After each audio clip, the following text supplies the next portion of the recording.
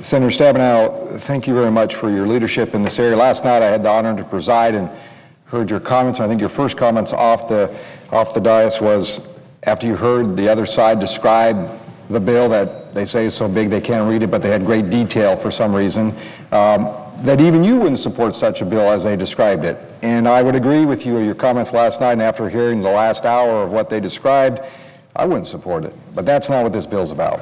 As you said very clearly last night and again today, it's about saving lives and saving money, protecting Medicare, and stopping insurance companies in their abuse. You know, I sat here and for now a few days, I preside quite a bit and I enjoy that opportunity to watch, and I see the props that are brought out by our opponents, and they always bring out the bill. And it's always almost taller than they are. You know, it's an interesting thing, the prop that they bring out is not realistic. And the American public should know that. They make it look like it's such a large bill they're incapable of studying and reading in a timely manner to make a decision on something that drives 1/6 of our economy. But I've learned one thing as a new senator, that in the last 11 months, I get books handed to me by so many different people about so many different issues. It's amazing. And interesting to note, I took the bill. You know, I took the bill, the side, one of the pages, right out of page 114, and I said, I'm curious if we converted this into a regular book page, one that we read on a regular basis, or all these books that I get that people want me to read and I review. And I converted it and it came at about 1/3 of the page, and then I said, what is that in size? It's about this big. Not hard. Or if you really want to do it, and former Senator Martinez had left this area recently, and I served with him a very short time, we took his book and wanted to read, easy read. And maybe you have to read it twice, because that's about the size, but it's not as they describe, like it's some complicated, huge document, bigger and taller than they are. It's just not a fair representation of what we're doing.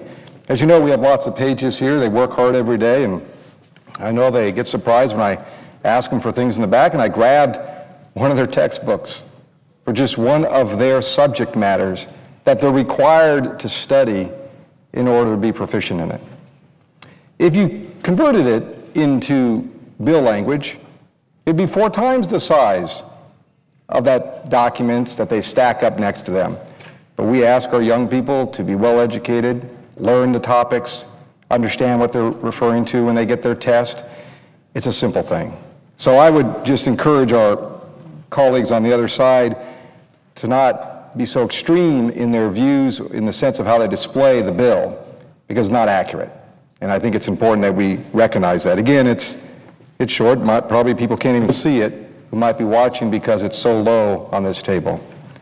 The other thing that I want to say, again, as a new member, I'm learning the elements of the process here, and I heard some of my colleagues on the other side talk about the process. Well, you know, the motion to proceed is a simple issue. It's an issue of, are we going to debate this in earnest? Are we going to put ideas on the table that we can debate rather than just talk about it and talk about it? We tried this a few weeks ago on the Medicare fix. The idea was the motion to proceed so we can move forward and debate how we're going to pay for it. In Alaska, the Medicare fix is critical. We have Alaskan seniors that want to make sure the reimbursement rate is the right rate to ensure long-term coverage. But they didn't want to move on the motion to proceed. So therefore, we never debated how to pay for it. We never could get there with the amendments that I know many of my colleagues on the Democratic side were anxious to put forward. That's where it is. So to the American public and for folks watching and listening in this forum here, it's important that we keep to the facts, and the facts are very simple. This bill saves lives, saves money, protects Medicare, and stops insurance abuses. It's pro-consumer, pro-patient, creates more affordable access for health care. It strengthens Medicare, as I said, and it is fiscally responsible. We have still a long ways to go. You know, I hear again my colleagues on the other side say we're rush, rush, rush. Or as the senator from Michigan said, they always want to wait, wait, wait. The fact is we're going to have weeks of debate, and there's items I'm going to bring forward to improve on this, just like many of my colleagues on both sides will bring forward amendments. That's the process. That's what we should let happen. Let us debate it, discuss it, put our ideas on the table, and end up with a product, hopefully, that I believe will improve the healthcare system of this country. But that is the goal. When I hear on the other side that somehow this healthcare bill will be rationing, delaying, and denying care, I don't know about you, but I get letters every single day about people who have been denied care by their insurance company, been rationed out because they now have pre-existing conditions. They can't get their coverage because they're delayed, because the process of the private insurance company and the techniques they utilize. But it's important to note this healthcare bill, the debate on this side of the aisle, is about ensuring that we no longer have insurance companies deny coverage or drop coverage.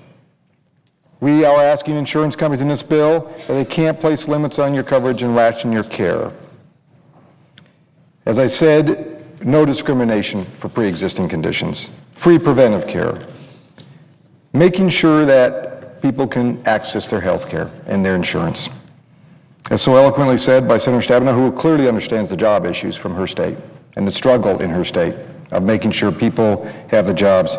There's a recent report, and I'll just cite a few things, and I know Senator Merkley from Oregon has many items also, as we sat here on this floor before as freshmen and talked about health care on a regular basis, and I know he has more to share, but I'll just give you from the small business perspective.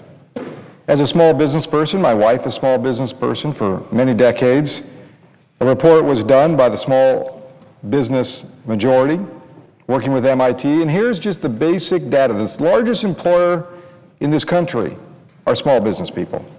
They will spend, small business will pay $2.4 trillion over the next 10 years for healthcare costs for their workers, with minor reform, and I believe that's what we're offering at minimum. It will save them as much as $855 billion. That's not me, that's not a bunch of politicians coming up with this idea. It's people in the small business community working with folks to do the research to determine what it will save. What does that mean? That means more small businesses can employ people, raise capital, expand their employment, create new jobs, as again described earlier. It saves real money to the small business people. I can tell you this from my brother-in-law, who owns and manages one of my wife's operations, and he has diabetes, pre-existing condition, $15,000 deductible, pays an enormous amount each month, no preventive, no chronic maintenance. It's a program that's really not going to do him much until he ends up in the hospital in a severe condition.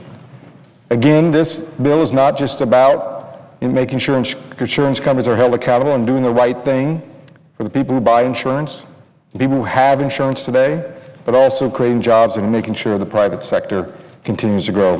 The last thing I'll mention right now, and we talk about this, and I hear it over and over again, and that's protecting Medicare. This bill protects people in Medicare.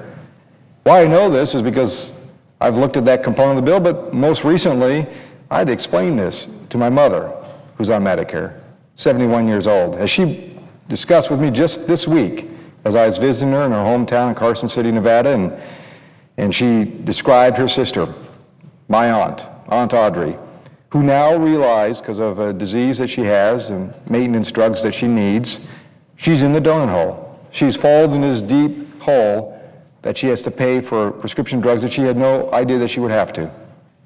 Today, this bill is trying to rectify that problem, fix that problem, to make sure seniors who are struggling out there don't end up having enormous out-of-pocket expenses.